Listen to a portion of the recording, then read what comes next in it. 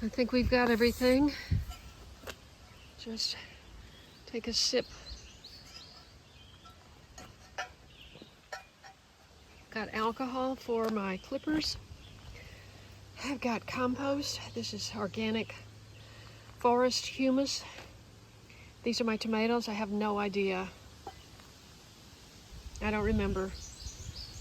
These are probably the Pamela.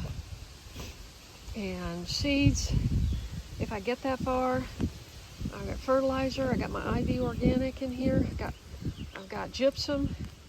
If the soil is clay, I've got my come and get it for my anthills, my knee pad, all my tools. Oh, let's head down to the garden.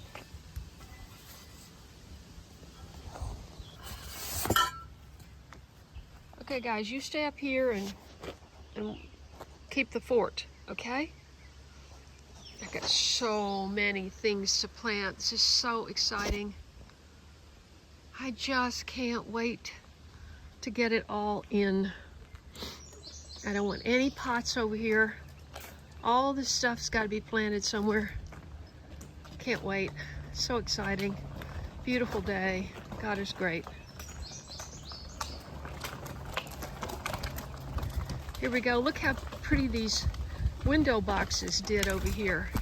Nothing ever bloomed. I had these on my porch for like 4 years, and nothing ever bloomed on the porch because there was no sun. And now I've got one on each one of those, and I'm thinking about getting double because they're so pretty.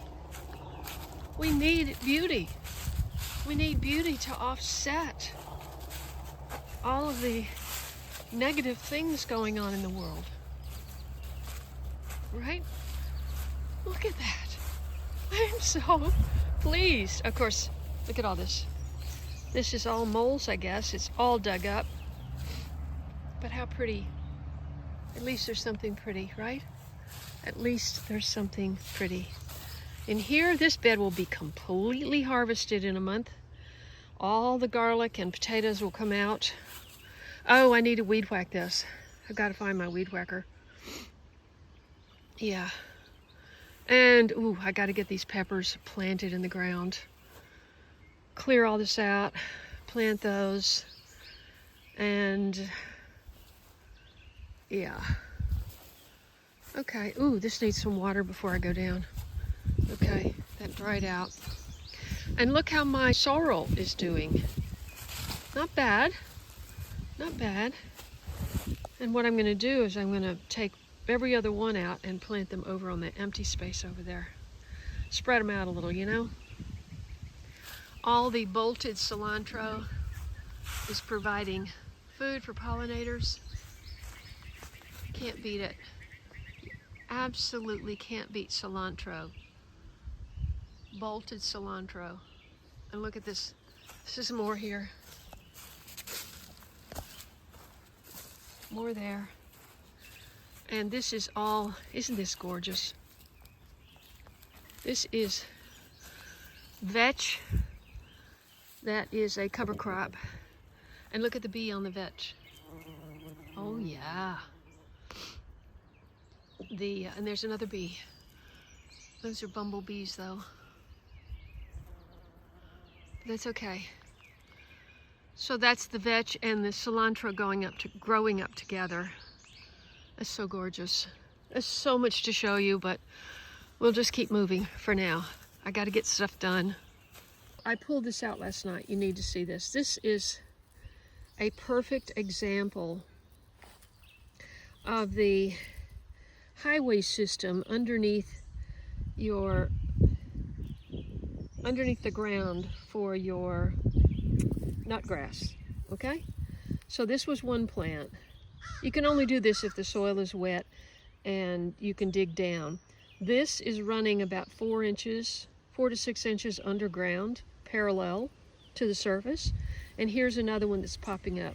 So there's a nut in there, and there's a nut. Actually, there's no nut in there. So I guess I didn't get the nut. But at least you can see that all those weeds are connected. Nutgrass. Very hard to eradicate. update on the ant hills. DE did not work. Hot water did not work. And I finally just had some of these ant traps that I had in the kitchen, which did work in the kitchen. And I just set these here, but I don't think they're working either because that's a brand new hole there. So I'm still looking for a cure for ant hills in your raised bed. All right, I gotta water that.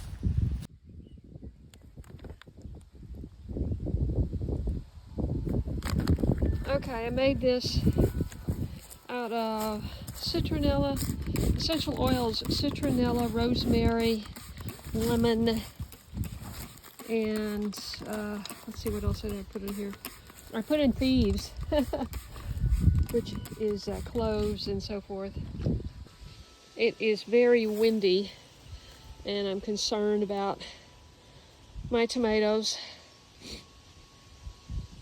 you know, but I gotta do it. I got so much to do, I gotta do it.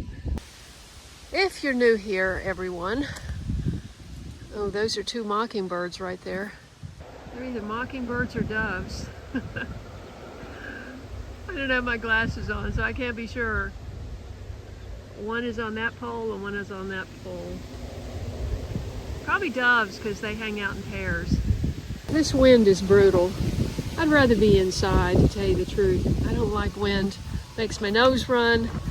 But anyway, if you're new here, I live on a little over 9 acres, about 5 of which is forest and about 4 of which is cleared, that I have pretty much planted something in every spot that isn't rocky. I mean, I live on a rock, but some places you can we literally take a 2-foot piece of rebar and a hammer, and before we even think about planting anything, and just see if we can drill that down 10 to 12 inches and about everywhere, because all this is rocky, because you know, where there's no green, it's pretty much just rock right underneath. You can see the rock exposed right there. See all the rock exposed? So yeah, so that's the challenge here in Middle Tennessee, is it's rocky. Anyway, we're walking down to my big garden, my crop garden, annuals, where I grow my vegetables. And we've got, right now, we've already got planted, I say we, but you know, I only have 1 morning a week help now, it seems. I left my weed whacker there. Did not mean to do that. Okay, this garden is protected by hot wire, although this can be flashing. Doesn't mean you're getting electric in the line. You know, if it touches metal, it disconnect. It you know, won't work. So the lines have to constantly be checked and serviced. Okay, we're in. Let's pull in here. My plan is to got a row of sunflowers there that needs to be thinned. Nothing else over here yet. This is usually my tomato rows. I usually have about 65 to 70 tomato plants. Over here I have 2 rows of potatoes that are looking good, and a big long row of zinnias. And then it's spotty over there. All those 2 first ones pretty much are just volunteer sunflowers. We went ahead and put weed cloth in here because this just gets so crazy overgrown. You can't hardly even walk in there by the end of the summer. Okay, this is heavy. You can get these seeds. It's not like we own it. But my family's been growing this heirloom field pea for over 106 years now. And over there's okra. Gotta have okra if you're growing in the south. Right here is where I'm putting the tomatoes. Down there I have corn. Half my corn is planted. I'm trying to sprout the other half. And down there I have a lot of sunflowers. And under there I have my sweet potatoes. Let's see how they did overnight. Well, they need water. And, you know, they're going to take a beating in the wind too. But let's give them some water and give them a chance anyway. Over there I have peas, borage. Look at this borage. Borage is a great companion plant for tomatoes. And I usually grow tomatoes along the back side of this. So I went ahead and got started with my borage. Borage gets huge. I don't know how the seed got down here. I planted all the seeds right at the post. And I also planted hollyhock, but I don't see any of those coming up. And peas down to here. Let's see, no. I've got peas down to there, and this is all cucumber. Lemon cucumber. Just doing lemon this year. Okay, over here. Ooh, we transplanted these beans. They look terrible. I don't know if they're gonna make it. Get some water on those and see. These are the gourds. Daryl started these, and then a couple of them I started. So there's 3 different kinds of gourds here. And then, yeah, so potatoes are doing good. So let's get some water on this corn. It looks pretty weak. Okay, I have 8 holes here that I've just watered. There is gypsum and azomite, bone meal, and alfalfa in here right now. And I'm gonna put the plants in, and then I'm gonna top dress with IV organic all-purpose fertilizer. Ta-da! Okay, 8 down and 10 to go.